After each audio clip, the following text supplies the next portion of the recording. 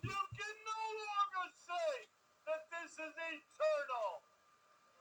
You can no longer say that this is protected by Allah. We're just showing you 9 or 10 of them. Now, Ish, you have looked at some of the changes. I will read in Arabic, you will translate it to English. Oh, go ahead. Okay. There's really history about the right? You know history about the walls, Mount walls, Mount House. Yeah, Okay. I know all that. So Jay, this is the Quran. Okay, Hafs announcer. That's right. Now this Quran is the Imam quote translated from Nafi. How later was they from Muhammad's existence? Well, he died in 796. When did Muhammad die? 612, according to the standard Islamic narrative, according to SIN, the standard Islamic narrative, he died in 632. But folks, did Muhammad exist? He didn't even exist. So hopefully we're going to prove now that this has nothing to do with Muhammad. Obviously. Now, Nafi died when? Hafs died. 796 is when Hafs an-Asim died. You know the date for Nafi? It's the 9th century. He's later. Okay? All right, let's continue on. Folks, he's going to show you just by looking at 2 of the 30 different Qurans. We only have 8 or 9 here today. This Quran is the first Quran, ladies and gentlemen. And this is the half Quran. 2 different Quran. In chapter 3, verse 146, this is what is written in the first Quran. وَكَأَيِّن مِّن نَّبِيٍّ قُتِلَ, and many prophets were killed. Qutila is the word in this Okay. Quran. This is Warsh. You said nothing. Warsh. Okay, Warsh is different. Warsh is 812. That's when he died. He's from Egypt. Hafs is 796. He is from Kufa. Did they ever know each other? Obviously, they did not know each other. They're not from the same city. So you got 2 complete Qurans, one from Egypt, one from Kufa, which is Baghdad, just outside Baghdad. So Iraq and Egypt, hundreds of miles apart, and how many differences between these 2 books? 5,000 differences. 5,000 different words. 5,000 different sentences. And you're just looking at one of them. Chapter 3, verse 146. So in this one it says, Many prophets were killed. killed. Kutila is killed. In the half Quran. وَكَأَيِّن مِّن نَّبِيٍّ قُتِلَ, and many prophets fought. Oh! Fighting somebody and killing somebody.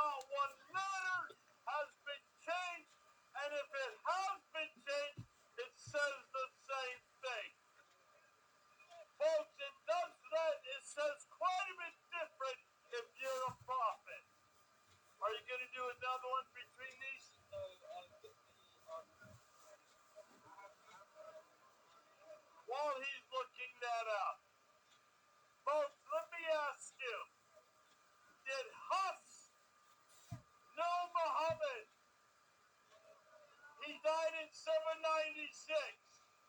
Muhammad died in 632. That's over 140 years difference. He did not know Muhammad, right? Did he even live in the same century as Muhammad?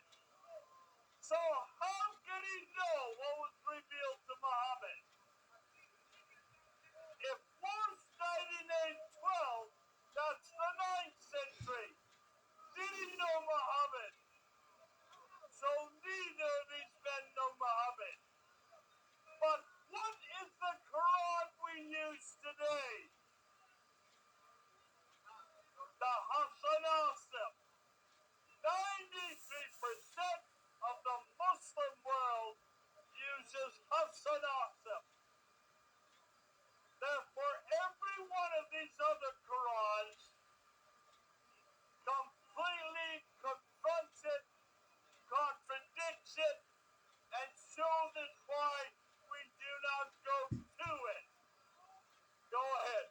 Now this is another different. This is of the Hamza Quran. And it's transmitted by Halaf. Halaf, okay. So now this is the Hafs Quran. Now in this word, That's why he's going to the Hafs every time. Because that is the standard. That Saudi Arabia made the standard in 1985. 1985. Were you alive in 1985? We're both older than the Quran. That makes you look pretty old, doesn't it? Were you alive in 1985? I'm older than when the Quran was finally standardized. You see the problem here. now this is in chapter 21, verse 111. Okay? It reads this. It says, وَإِنْ أَدْرِي لَعَلَّ تُفْتِنَ طُغْيَةٌ وَمَسَّاءٌ بِاللَّهِ. The word after this is for Allah. He said. So it's in the past tense where Muhammad has said something. When we read the Halaf version, it says good. Good reads say. So is it in the present tense or is it in the past tense? That is color. What is the So what is the word? color? Color means he said. He said. Kul means say, imperative. Who said say? God. So man is speaking here. God is speaking here. That's right. There's a theological problem with that. Is it God who is speaking or is it a man who is speaking? Can you see why that completely destroys any idea that this can come from God? Okay? Can you see now, Hush, this is causing a problem. Okay? So while he's doing that, folks, why is it that this was a big problem? The reason why is that the first 7 were chosen in 936. That's the 10th century. By a guy named Ibn Mujahid. The 7 that were chosen did not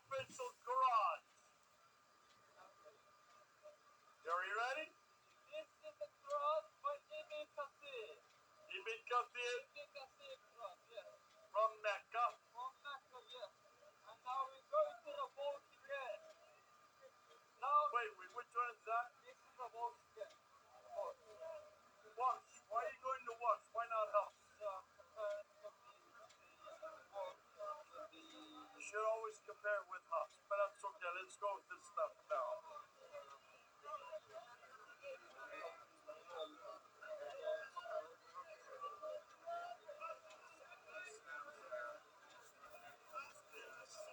Okay, while he's doing that, folks, if you have 30 different Qurans, what are you going to do when you have standardized tests in high school in Cairo, Egypt? Just one city, Cairo, Egypt, in 1924, in the last century. They could not have standardized tests because they have 30 different answers from 30 different Qurans. Can you see why they could not test? They could not even use exams.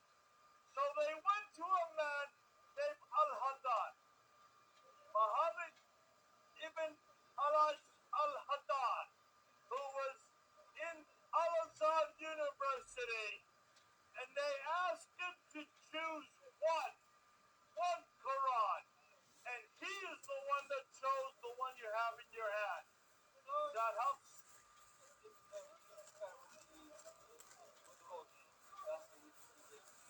Go ahead. So in chapter 348 of the fourth Quran, it reads this: وَيُعَلِّمُهُ الْكِتَابَ, and he will teach it. And he will teach it. Now in the Ibn Kathir Quran, it says وَنُعَلِّمُهُ الْكِتَابَ, and we will teach it. And Allah plural. Allah is plural. It means that another person in heaven will Allah. Which was right? We will teach it, or we will teach it. Which was right, Jay? You can see, that's a dilemma for me. Because obviously he means it's a man. If it's we, it's usually meaning God himself in the plural tense. But isn't God one? That's right. So you even got a theological contradiction with that. The royal we in the It's Quran. there is no royal we. Queen Victoria had not invented it yet. I mean, sorry, she didn't invent it until the last century. So these are all written in the 8th and 9th century. So you can see you cannot make that excuse. But nonetheless, they do not agree, do they? They do not agree. Now we're going to start one more difference between the false Quran and the half Quran.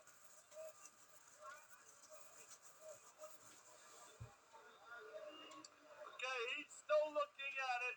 While he's doing that, can you see then what happened in Egypt? In Cairo, just one city, Cairo. They had to take the other 29 Qurans that disagreed with the Hafs. They had to take it out into a boat, into the Nile River, and dump them in the river.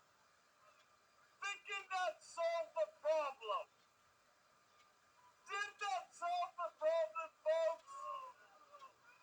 If it solved the problem, why isn't we have these today? All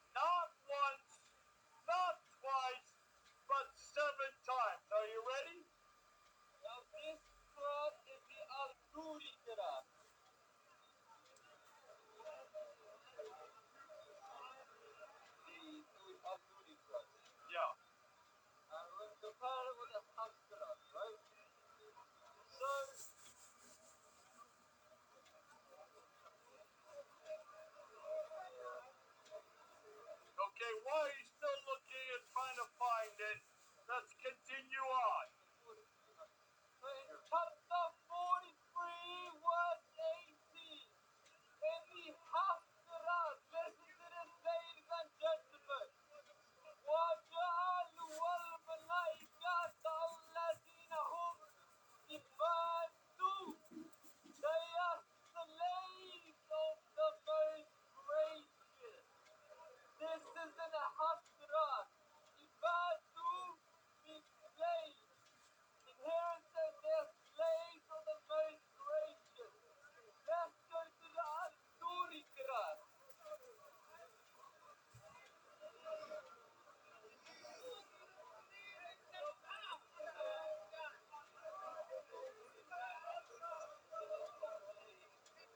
Okay.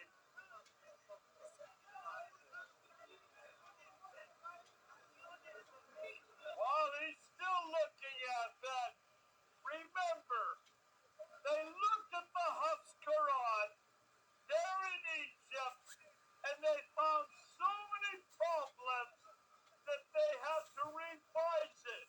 Not once, not twice, but 7 different times.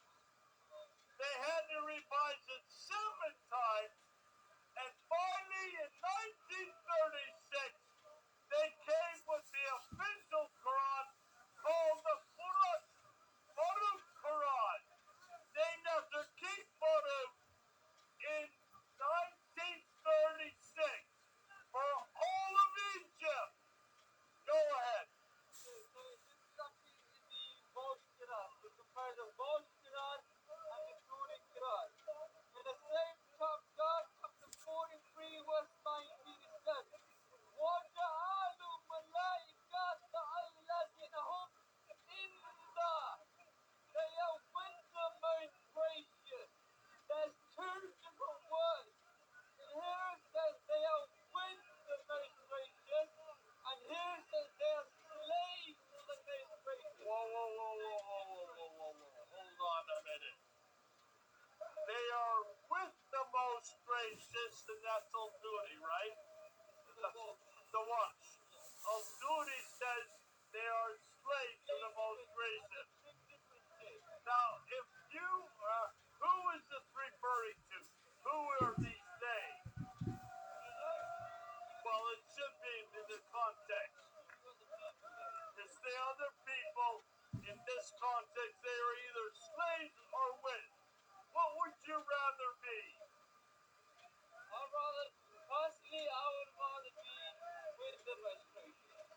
Okay, so you would rather go with this one, right? You would rather go with one said this way. I don't think I would go with Al-Duri. But how could you get that wrong? How could you get that so inclusively difficult? How is it you have 2 different words if this is the eternal Quran? How can there be 2 different words if this is protected by Allah? How can there be 2 different words if it says in the Quran not once but twice that no man, no one can change 1 word of Allah? Because of its eternal, don't look at your phone now, please. If it really is eternal, no man can look at, no man can change it. No man dare change 1 word or 1 letter. By doing that, it's no longer eternal. By doing that, it no longer can be protected by Allah. What does that say about Allah? Are you like,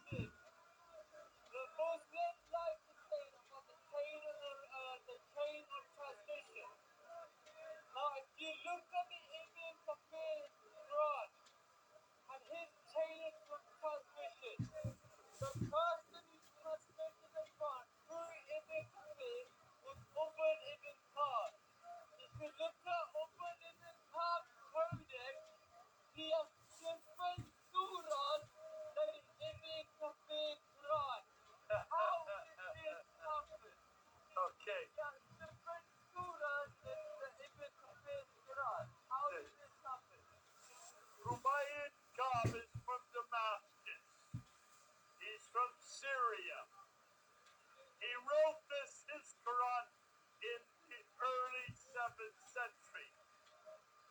When was this man living? He was living in the 9th century.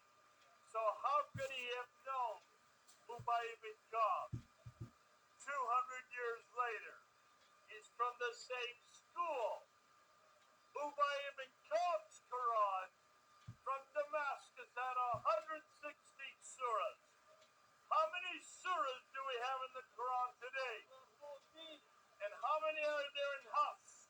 114. So there's 2 extra surahs in Ubay ibn Ka'b.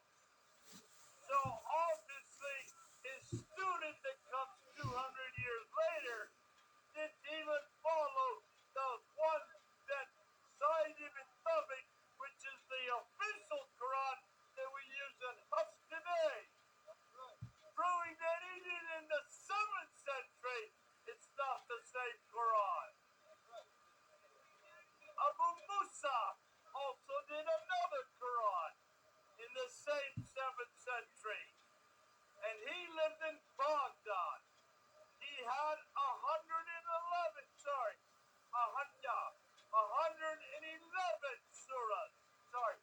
110 surahs. How many surahs are there in Hafs? So how many surahs difference are there?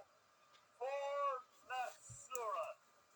So you have 160 in Damascus, 110 in Baghdad, and you have 114 in Mecca, Medina. Do you see a problem with that? Which Quran do you follow? You follow the Ka'b Quran, the Musa's Quran, or the Hafs Quran? Now, let me, Quran or the Ghost Quran? Which one? we're going to end with this. Do we have Ubay ibn Ka'b's Quran today?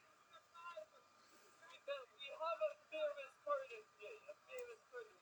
We have nothing from Ubay ibn Ka'b. It's the student. We don't even have 1 word page of it. There's nothing from the 7th century. Do we have Ibn Musa's Quran? Do we have Sa'id ibn Thabit's Quran? You mean we don't even have Uthman's Quran? That Sa'id ibn Thabit did for him. Uthman sent many of his copies from the 9 provinces, and we don't have any of his copies from the 9 provinces, such as Damascus, Basra, Jerusalem, and Cairo. We don't have any of his Quran Uthman sent to these 9 provinces. Not one of those Qurans into today. One of them. Hold on a minute. You can come right here to the British Library and you get the Sinaiticus of the Bible. That was written in the 4th century. That is 300 years before the Quran. Why is it we can reproduce the entire New Testament 300 years here in Britain, then they can't even produce one of 9 copies from the 7th century? That's right. You see a problem here. Because of that memory, the old tradition was not reliable in itself. Because the Muslims love to say that we have the old tradition. If the old tradition really was reliable, produce the Quran from Muhammad's time. Not one Quran from the time of Muhammad, not one Quran actually from the time after Muhammad in the entire 7th century. The first Quran we have is the Sana manuscript, dated 705. It is only 23% of the Quran. Most of it is missing. So, folks, can you see? Oh, maybe not more than 23%. That's not from the 7th century.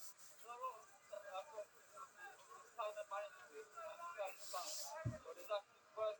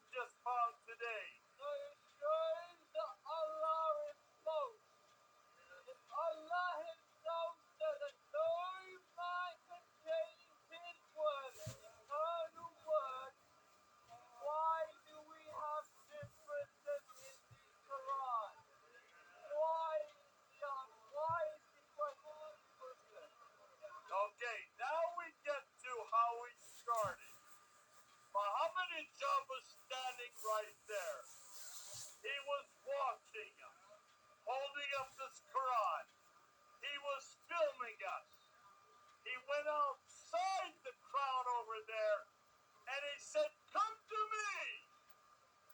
Don't look at what they're just showing you. Don't listen to what they were saying. I will explain everything to you," he said. That was in 2016.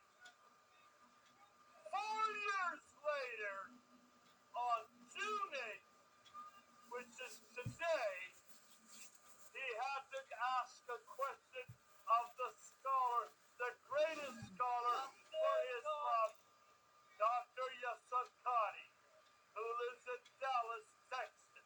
What did Yasser Qadi say? Okay, hold on a minute.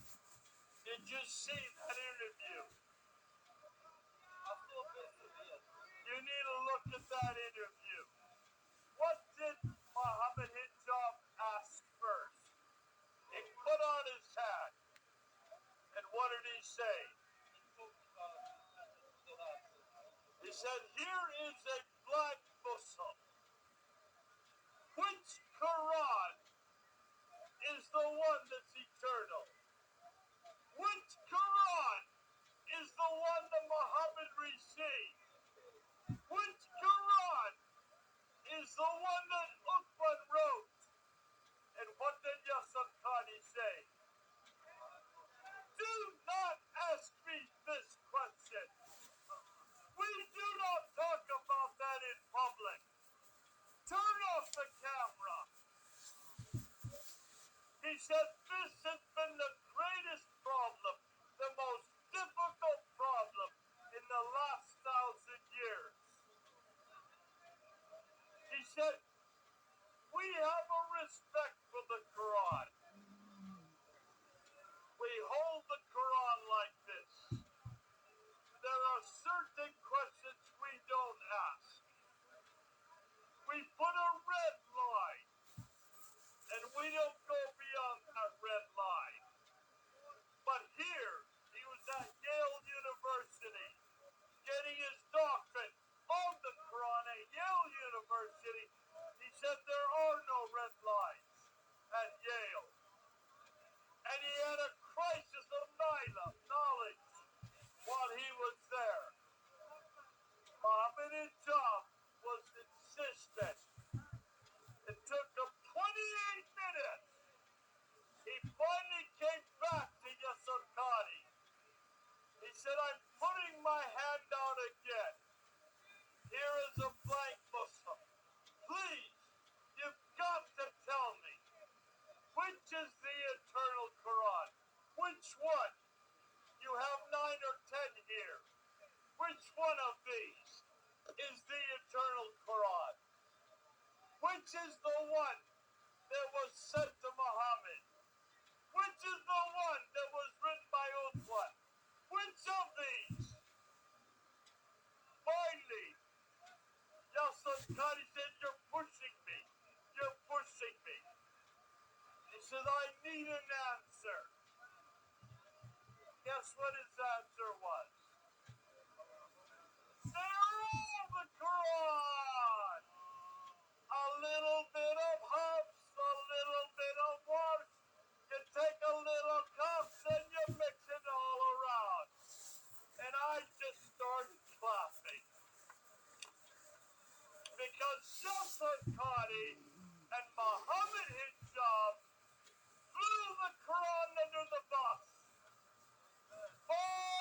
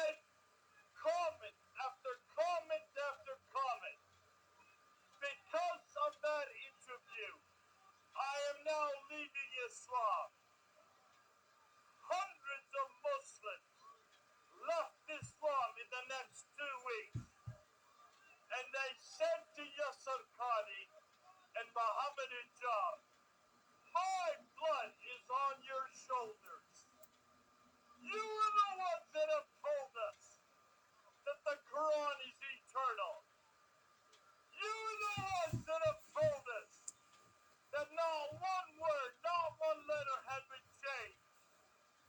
You are the ones that told us that Allah protects His Quran.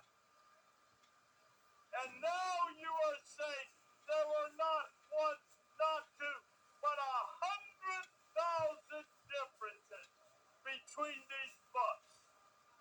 100,000 different words, different meanings, different theologies, different doctrines, different practices.